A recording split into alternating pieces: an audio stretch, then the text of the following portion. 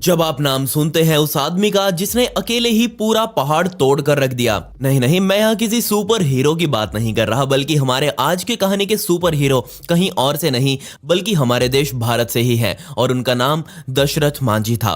और उनकी कहानी बिहार के गया जिले के गहलोर गांव से शुरू होती है।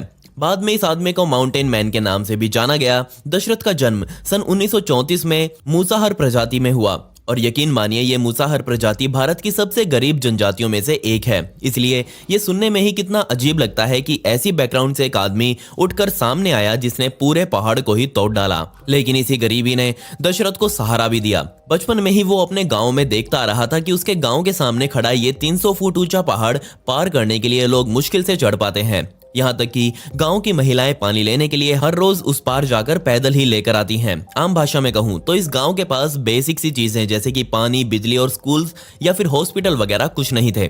ऐसे हालात देखकर दशरथ बहुत छोटी उम्र में ही काम धंधा करने के लिए धनबाद शहर आ पहुंचा और उन्होंने ये 193 किलोमीटर लंबी दूरी पैदल चलकर ही पार करी थी। वो अभी तक एक बच्चे ही थे और इसी बचपने में वो कोयले की खदान में काम करने लगे।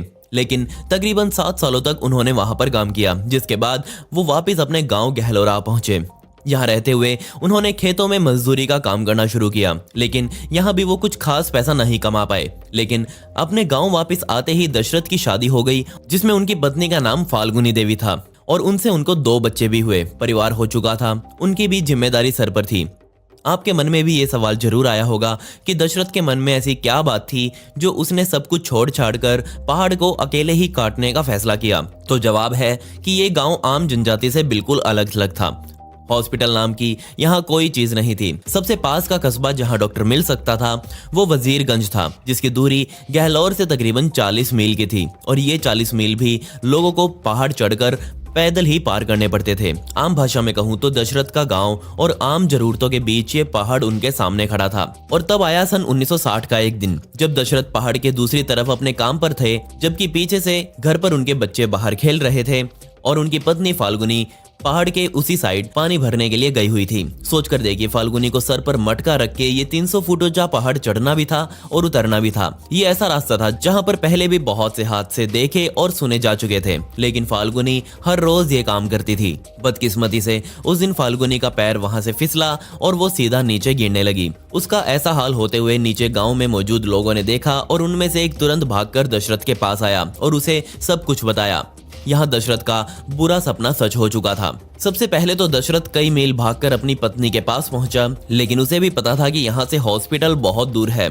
अगर फाल्गुनी की जान बचानी है तो उन्हें तुरंत 64 किलोमीटर दूर वजीरगंज में डॉक्टर के पास लेकर जाना पड़ेगा और इस रास्ते को पार करना वो भी फाल्गुनी को अपने ऊपर उठाकर लगभग नामुमकिन जैसा था। अगर दशरथ ये करने की कोशिश भी करता तो भी वो सफल नहीं हो पाते, क्योंकि दशरथ के वहां पहुंचने से पहले ही फाल्गुनी देवी अपने प्राण त्याग चुकी थी और अपनी पत्नी को खोने से दशरथ पूरी तरह से टूट गए। बहुत से लोगों के लिए दशरथ की ये कहानी यहीं खत्म हो जाती है, पर मेरे लिए दशरथ की कहानी यहीं से शुरू होती है। अपनी पत्नी का अंतिम संस्कार करने के बाद उन्होंने हर सरकारी अधिकारी के आगे हाथ पैर जोड़े और कहा कि इस पहाड़ को काटकर एक रोड बना दो, ताकि अगर आगे कोई ऐसा हादसा हो तो जान बचाई जा सके। लेकिन सरकार ने इस पर कोई ध्यान नहीं दिया। दशरथ को भी समझ आ गया था कि सरकार को इस काम के लिए मनाना नामुमकिन जैसा है।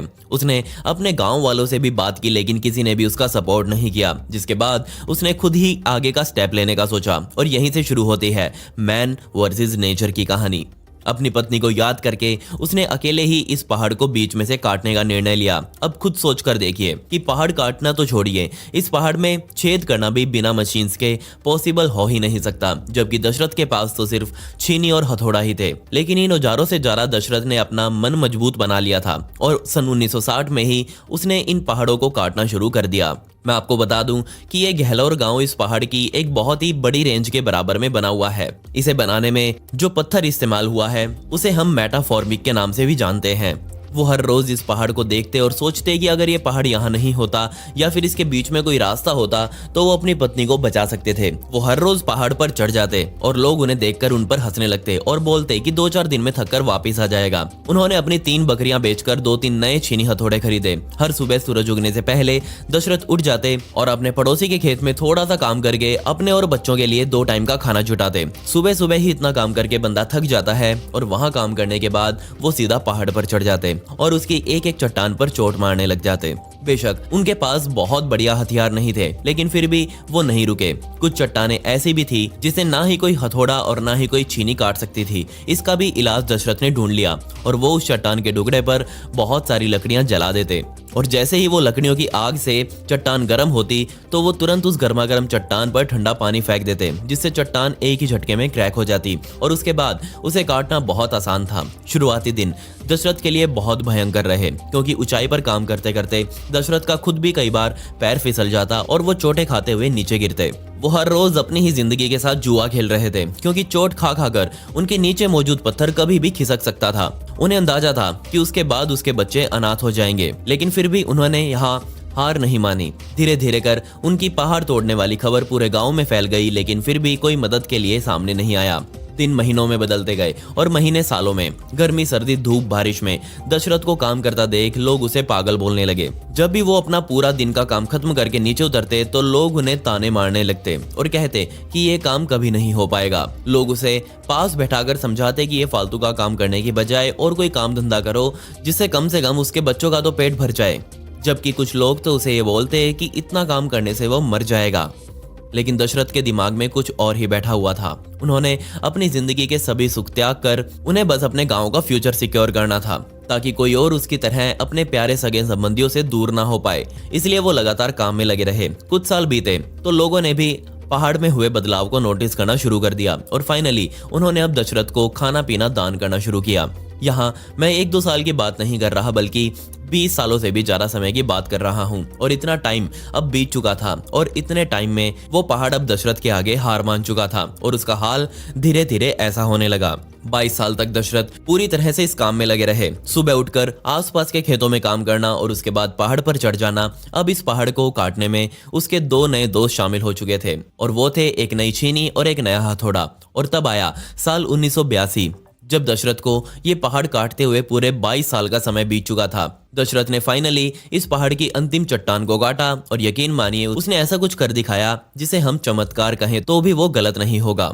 ना सिर्फ इस पहाड़ को बीच में से काटा गया था, बल्कि इतना बड़ा हिस्सा काटा था कि वहां से एक बड़ा ट्रक आसानी से निकल जाए। पहले गांव वाले जो रास्ता तकरीबन 43 मील चलकर पार करते थे, वो अब 3 से 4 मील का रह गया था और ये संभव हो पाया सिर्फ दशरथ मांझी की वजह से। अब मैं आपको एक उदाहरण देता हूँ कि इस दुनिया के सबसे पुराने पिरामिड ऑफ गिजा को बनाने में 23 लाख चट्टान के टुकड़े और पूरे 20 सालों का समय लगा था, जबकि इसे बनाने में हजारों मजदूर एक साथ काम करते थे। लेकिन यहाँ सिर्फ एक आदमी ने 22 सालों का समय लेकर पूरे एक पहाड़ को ही बीच में से काट डाला। अच्छी बात यह थी कि दशरथ का एक काम होते ही ना सिर्फ दशरथ पर बल्कि पूरे गांव पर ही एक पॉजिटिव इफेक्ट गया, क्योंकि अब गांव के लोग आसपास के शहरों और हॉस्पिटल तक कुछ ही मिनटों में पहुंचने लगे और बच्चों ने स्कूल जाना शुरू कर दिया। ये काम होने पर सभी का रिएक्शन क्या था, तो यकीन मानिए दशरथ को पूरे गांव ने इतना मान सम्मान दिया जिसकी उसे उम्मीद नहीं थी। जैसे ही ये खबर आसपास के गांव में फैली तो देश के बड़े बड़े पत्रकारों ने गहलोर गांव का रुख किया और सभी दशरथ का इंटरव्यू लेने पहुंच गए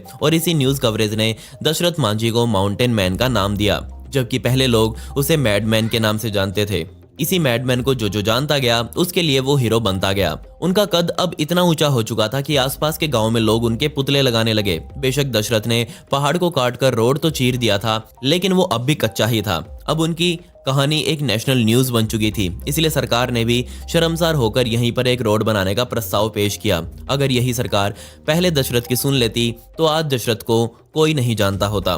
दशरथ ने खुद को दुनिया के सामने प्रूव किया। वो चाहते थे कि वहां एक रेलवे स्टेशन भी उनके यहाँ बनाया जाए, क्योंकि उनके पास ही का रेलवे स्टेशन उनके गांव से तकरीबन 6 मील दूर जेठिया कस्बे में था। और ये प्रस्ताव पास करवाने के लिए उन्होंने सीधा अब दिल्ली की ओर प्रस्थान किया। उनका प्लान था कि वो अब सीधा तब के प्रधानमंत्री इंदिरा गांधी से मिलेंगे। उन्होंने जेठिया गांव से ट्रेन पकड़ी और उनके पास दिल्ली तक जाने के भी टिकट के लिए पैसे नहीं थे और टीटी ने उन्हें अगले ही स्टेशन पर धक्के मारकर निकाल दिया। और क्या आप विश्वास करेंगे कि उन्होंने यहाँ अपना प्लान कैंसिल नहीं किया और ट्रेन से उतारे जाने के बाद भी वो दिल्ली तक 600 मील का सफर अकेले और पैदल तय किया। लेकिन यहाँ उनकी सुनने वाला कोई नहीं था। प्राइम मिनिस्टर से मिलना तो दूर, उनके निवास स्थान के बाहर खड़े गार्ड्स ने उन्हें धक्का देकर वहां से भगा दिया। 2000 की शुरुआत तक भी दशरथ मांझी अपने गांव के लिए जगह जगह से पैसे जुटाने की कोशिश करते रहे, लेकिन उन्हें कोई भी सफलता हाथ नहीं लगी। लेकिन तब उनकी मुलाकात बिहार के मुख्यमंत्री नीतीश कुमार से सन 2006 में हुई। अब तक उनका नाम लगभग पूरे भारत में जाना जाने लगा था और खास तौर पर बिहार में तो बहुत ज्यादा। वो फेमस हो चुके थे और यहीं पर उन्होंने चीफ मिनिस्टर से एक पक्का रोड बनवाने की रिक्वेस्ट की। यहाँ ना सिर्फ चीफ मिनिस्टर ने प्रस्ताव पास किया बल्कि दशरथ को उनके ही गांव में 5 एकड़ जमीन भी उपहार में दी। और इसी समय आकर पूरी जिंदगी में पहली बार दशरथ को खुद की जमीन मिली थी। लेकिन क्या आप इस बात पर विश्वास करेंगे कि जो जमीन दशरथ को मिली थी उन्होंने उस जमीन पर अपने गांव के लिए हॉस्पिटल बनाने के लिए उसे दान में दे दिया। उन्हें कई पक्के घर भी दान दिए गए लेकिन उन्होंने किसी भी घर को एक्सेप्ट नहीं किया और उन्होंने कहा कि फाइनली अब उनका मिशन पूरा हो चुका है। उन्होंने अपनी पत्नी के लिए सब कुछ शुरू किया था लेकिन ये मिशन उनका पूरे गाँव के लिए बना। 23 जुलाई 2007 के दिन ये रोड बनकर तैयार भी नहीं हुआ था। उस दिन बिहार के मुख्यमंत्री नीतीश कुमार दिल्ली में मौजूद एम्स सेंटर में दशरथ से मिलने पहुंचे। बदकिस्मती से दशरथ के शरीर में गॉल ब्लैडर का कैंसर फैल चुका था। सिर्फ 2 दिन बाद उनकी हालत और बिगड़ गई और उन्हें तुरंत इंटेंसिव केयर यूनिट में भर्ती किया गया।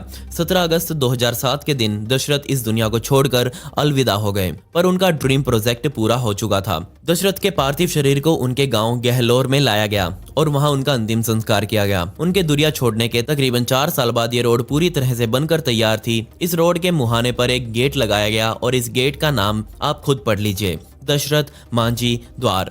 उनके कई स्टैचूज भी बिहार में अलग अलग जगह पर लगाए गए हैं। उनके नाम की डाक टिकट दुनिया में आज भी चल रही हैं। उनकी जिंदगी पर कई मूवीज और डॉक्यूमेंट्रीज तक बनाई जा चुकी हैं और उन्हीं की सच्ची कहानी आज मैंने आपके सामने रखी। खैर, पिछली वीडियो का शाउट आउट सैंडी को and comment pick me to get a shout out in next video. आपको ये वीडियो कैसी लगी कमेंट्स में वो भी बता दें। मिलते हैं अगली वीडियो में। ये वीडियो देखने के लिए धन्यवाद।